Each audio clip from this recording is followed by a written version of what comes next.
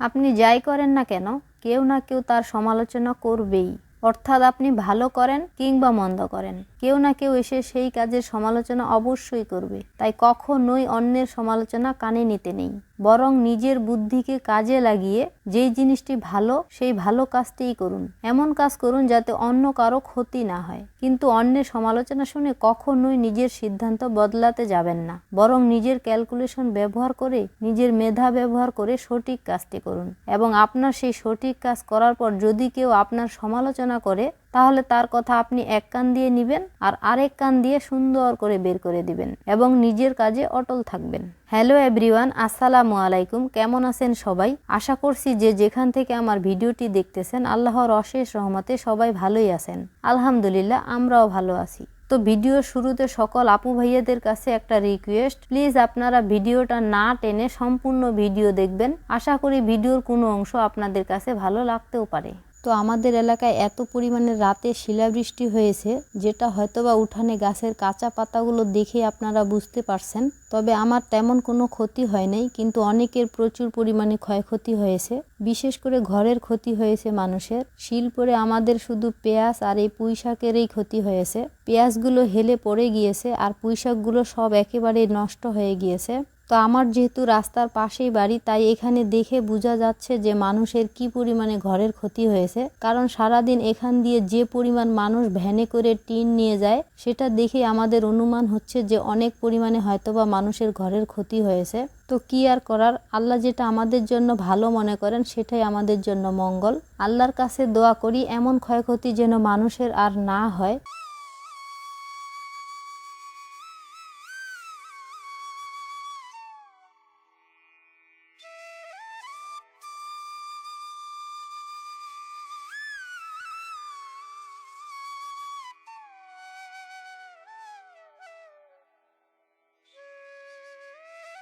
তো এরপর হচ্ছে অফ ক্যামেরায় আমি উঠানটা ঝাড়ু দিয়ে নিয়েছি, কারণ যেহেতু ঝড়ের জন্য প্রচুর পরিমাণে পাতা ছিল। আর এই ময়লা উঠানে হাঁস মুরগিকে খাবার কিভাবে দিব? ময়লা উঠানে খাবার দিলে হয়তোবা ভালো মতো খেতে পারবে না। তাই হচ্ছে উঠানটা আগে ভালো মতো ঝাড়ু দিয়ে নিলাম। আর ঝাড়ু দেওয়ার ভিডিও করতে গেলে অনেকটাই দেরি হয়ে যাবে, এই জন্যই হচ্ছে অফ ক্যামেরায় আমি তাড়াতাড়ি করে ঝাড়ুটা দিয়ে নিয়েছি। এখন হচ্ছে হাঁস মুরগিগুলোকে ছেড়ে খাবার দিয়ে নিচ্ছি। তো আমার সকল আপু ভাইয়াদের কাছে একটা অনুরোধ, যদি আপনি এই মুহূর্তে আমার ভিডিওটিতে আসেন বা দেখতেছেন আর লাইক দিতে ভুলে গিয়েছেন, তাহলে আপনাকে বলছি প্লিজ ভিডিওটাতে একটা লাইক দিয়ে দিয়েন। কারণ আপনার একটা ছোট্ট লাইক আমার ভিডিওটাকে আরো অনেকের নিকট পৌঁছায় দিতে সাহায্য করবে, আর সেই সাথে আমাকে আরো নতুন একটা ভিডিও তৈরি করার অনুপ্রেরণা যোগাবে। তাই আবারও বলছি, প্লিজ ভিডিওটাতে একটা লাইক দিয়ে দিয়েন।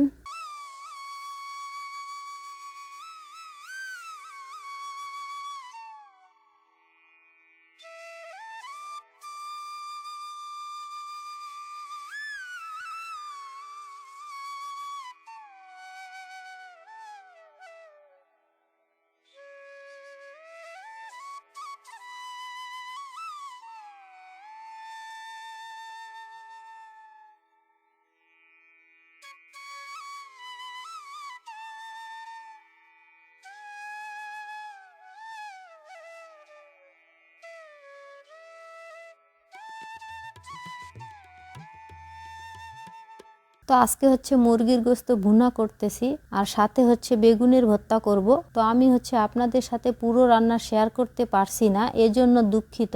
কারণ হচ্ছে আমার রান্না তেমন একটা হয়তো বা ভালো না, আর দ্বিতীয় কারণ হচ্ছে আমার রান্না খুব সাধারণ। যেহেতু আপনাদের মতো ভালো কিছু রান্না করতে পারি না, তাই শুধু শর্টকাট রান্নাই আপনাদের সাথে শেয়ার করি। জানি না আমার এই সাদামাঠা জীবনযাপন আপনাদের কাছে কেমন লাগে, তবে আমি চেষ্টা করি আমার জীবনের সব বাস্তবতাই আপনাদের সাথে তুলে ধরার। তো যদি আপনারা আমাকে ভালোবেসে থাকেন, তাহলে আমার এই সাদামাঠা জীবনযাপন চলাফেরাই পছন্দ করবেন।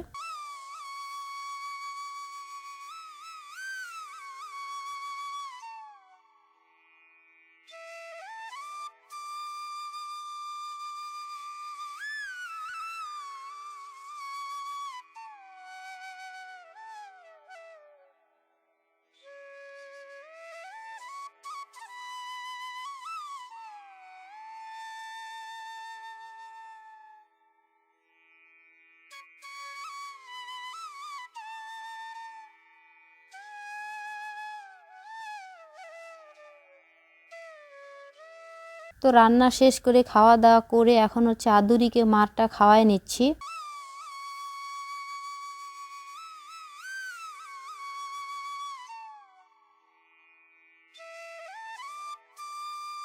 এরপর হচ্ছে চলে আসলাম পেঁয়াজ উঠাইতে। তো প্রথমে যেটা আপনাদেরকে দেখাইলাম যে প্রচুর পরিমাণে শিলাবৃষ্টি হয়েছে, তো এই জন্যই হচ্ছে পেঁয়াজগুলো উঠিয়ে ফেলতে হচ্ছে।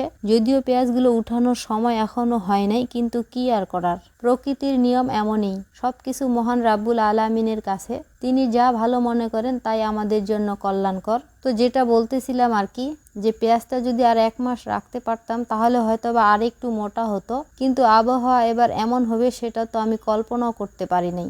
আমার তো শুধু এই সামান্য পেঁয়াজটুকুই ক্ষতি হয়েছে, কিন্তু অনেক মানুষের হাজার হাজার টাকার টিন নষ্ট হয়ে গিয়েছে। ওই দিক থেকে তাও আলহামদুলিল্লাহ আমরা ভালো আছি।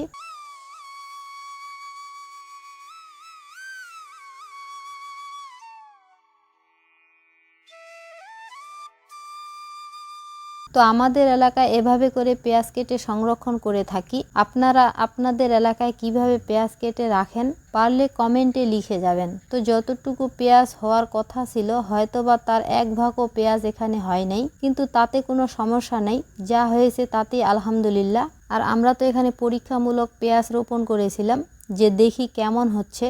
পেঁয়াজ তো ঠিকই লাগাইতে পারছি, কিন্তু আবহাওয়ার কারণে পরিপূর্ণভাবে পেঁয়াজটা উঠাইতে পারলাম না, এটাই আর কি। তো আমার গ্রামীণ লাইফস্টাইল সাদামাঠা ব্লগ ভিডিও যদি আপনাদের কাছে ভালো লেগে থাকে তাহলে প্লিজ চ্যানেলটা সাবস্ক্রাইব করে আমার এই ছোট্ট পরিবারের সদস্য হয়ে যেতে পারেন। আর আপনি যদি কাজটি অলরেডি করে থেকে থাকেন তাহলে আপনাকে জানাই অসংখ্য ধন্যবাদ। তো আজকে এখানেই বিদায় নিচ্ছি। পরবর্তী ভিডিও নিয়ে নাও আসতে পারি, কারণ নিঃশ্বাসের কোনো গ্যারান্টি নাই। সবাই আমাদের জন্য দোয়া করবেন, ভালো থাকবেন। আল্লাহ হাফেজ।